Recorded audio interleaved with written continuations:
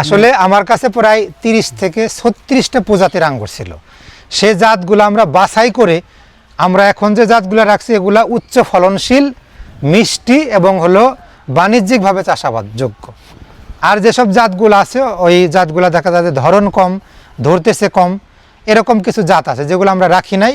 আমরা যেগুলো এখন রাখছি এগুলো বাস্তব চোখে আপনারা যদি দেখেন গাছপ্রতি কত গাছে 30 থেকে 40 কেজি পর্যন্ত ফল আছে, গড় অ্যাভারেজ 10 থেকে 15 কেজি করে ফল নামবে।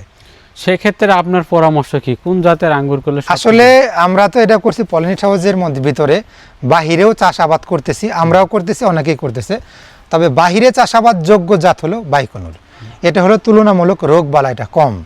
ওইটা যেরকম ভ্যালেজ দেখলাম ওটা থোকাটা অনেক বড় হয়, পাকার পরে যদি আমরা দীর্ঘদিন রাখতে যান আঙ্গুর ফলটা হলো ফেটে যায়। ফেটে যাওয়ার কারণে দেখা যায় যে বৃষ্টিপাতে একটা সমস্যা হয়। আর এই বাইকুনুর আঙ্গুরটা আপনি দেখতে পারতেছেন যে এটার ধরনটাও ভালো।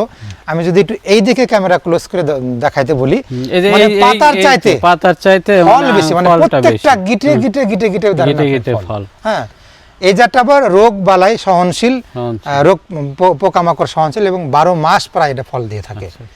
আর এটা বাণিজ্যিকভাবে এই জাতটা সবচেয়ে ভালো। মানে বাণিজ্যিকভাবে করতে হলে বাইকুনুরটা করতে হবে। অন্যান্য জাত পাশাপাশি রাখতে পারে, কিন্তু এইটা বেশি করতে হবে। আপনার